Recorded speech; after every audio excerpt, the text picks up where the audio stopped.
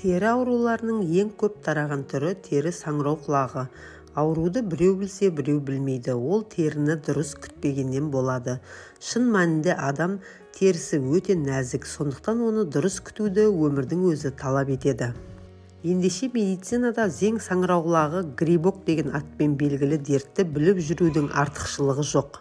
Біз күнделікті бет пен қолға аса көп назар аударамыз, сондықтан аяқ пен тырнақтарымызға да бір сәт күтім керектігін ұмытпауымыз тиіс. Өйткені аяққа үнемі шұлық киеміз де уақытылы жууды ұмытып кететін кездер де болады. Осыдан барып ауру тауып жатамыз. Тазалық аяқтағы түрлі ауруынан және одан жұғатын тері дертінен сақтандырады. Ал күтінбеген жағдайда аяқтан жағымсыз иіс шығатыны белгілі. Осыған байланысты халық арасында бақа басынан, жаман аяғынан деген сөз бекерге айтылмаған. Аяққа түрлі саңырауқұлақтарды қоздырушы бактериялар еніп, ауру тудырады. Бұл зең саңырауқұлақтары деп аталады. Біз әңгімеміз толық түсінікті болу үшін зең саңырауқұлағы жөнінде айтатын боламыз. Дүниежүзілік денсаулық сақтау ұйымының деректеріне жүгінер болсақ, әр 5-ші адам жер бетінде патогенді зең саңырауқұлақтарымен ауырады. Ол адамның терісін, шаштарын, тырнақтарын және іш құрылысын мүшелерін зақымдайды. Бұл қоздырғыштар қоршаған ортада көп болумен бірге өте қауіптілігімен ерекшеленеді. Зеңнің дамитын орнына қарай 4 топқа бөлінеді. Олар геофилді, яғни өсімдіктерде және олардың тамырында, зоофилді, жануарларда, антропофилді, адамдардың терісінде, шаш, тырнақта болады, және антропозоофилді, яғни адамдар мен жануарларда байқалатын түрі болып, теріге терең енуіне байланысты топтары да баршылық. Медицинада кератомикоздар, терінің үстіңгі қабатын зақымдайтын түрі, дерматофитті, бүкіл теріні, шашты, саусақтарды зақымдауы.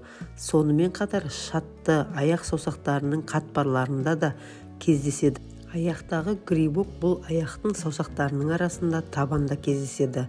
Аяқтан шыққан иіс терлеуден болады. Саусақтар арасы іріңдеп жара болып та кетеді. Табанның терісі түлеп қалыңдайды. Тырнақтар қалың болып сынып шытынайды. Бұл аурудың жұғу жолдары адаммен жақындасқанда, оның тұтынған киім-кешектерін, аяқ киім, шұлық, тырнақ алатын қайшы сияқты заттарын тұтынғанда, сондай-ақ қоғамдық моншаларда, душта, бассейнде жұғуы мүмкін. Аяқтың тершеңдігі де ауруға себепші. Саңырауқұлақтар теріні кейде тырнақты зақымдап, оны қабындырады. Башпайлар арасы көбінесе 4-ші және 5-ші башпай арасы қабыршақтанып, сызаттанып, терісі қабынады. Бірте-бірте ол табаннан басқа жерлерге де жайылады. Аяқтың тырнағы күңгірттеніп, морт сынғыш келеді. Терінің ауруы асқынғанда ауру адам жұмысқа шыға алмай қалады. Бұндай жағдайда емді дәрігердің кеңесі бойынша жүргізген дұрыс. Табанға гигиеналық күтім жасаудың айрықша маңызы бар. Аяқты марганец қышқылды калийдің әлсіз ерітіндісі құйылған жылы суға 37 градус температурада күн сайын малып, тырнаққа йод тұнбасын жағады. Ауру адамның шұлық ұйығын жиі жуып, ыстық үтікпен үтіктейді. Аяқ киімді формалинмен дезинфекциялайды. Аурудың алдын алу мақсатында моншаға және бассейнге барғанда резеңке тәпішкелер киіп алған дұрыс. Монша, бассейн сияқты орындарға барғанда бөтен біреудің аяқ киімін, шұлығын кимеуді ұмытпаған жөн.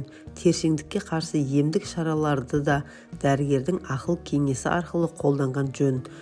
Аяқтағы грибокты емдеу үшін бірнеше амалдар жасай аласыз. Назарыңызға ұсынамын. Аяқты күнделікті жуу, аяқты сабынмен және жылы сумен жуу. Жуғаннан кейін аяқты толық құрғатып алыңыз. Антисептикалық шешімдер, мысалы сірке суы немесе тұзды су. Бұл шешімдер бактериялар мен грибоктарды жоюға көмектеседі. Медициналық кремдер дәріханаларда сатылады. Мысалы клотримазол немесе миконазол. Табиғи емдеу тәсілдері, аяққа сарымсақ немесе алоэ вера пастасын жағуға болады. Таза аяқ киім кию, аяқ киімді күнделікті желдетіп, құрғақ күйде сақтау, шұлық ауыстыру. Күніне бірнеше рет шұлық ауыстыру керек, және шұлық 100% мақтадан жасалған болу керек. Аяқ киімді де дезинфекциялап тұрыңыз. Ол үшін сірке суын сумен араластырып, аяқ киімді ішінен және сыртынан сүртіңіз. Бұл бактериялар мен грибоктарды жоюға көмектеседі. Антисептикалық спрей: дәріханаларда немесе дүкендерде сатылатын антисептикалық спрейлерді пайдаланыңыз. Аяқ киімді ішінен және сыртынан бүркіңіз. Көптеген бактериялар мен грибоктарды жоятын арнайы ультракүлгін шамдар бар. Аяқ киімді шамның астында 15-20 минутқа қалдырыңыз, немесе күн сәулесінің астында. Сода мен сутек пероксидін араластырып, паста жасап, аяқ киімді ішінен сүртіңіз. Егер аяқ киіміңіз көп пайдаланылған және қатты ластанған болса, оны химиялық тазалауға беру де тиімді әдіс болуы мүмкін. Есіңізде болсын, грибокты емдеу ұзақ уақытты талап етуі мүмкін.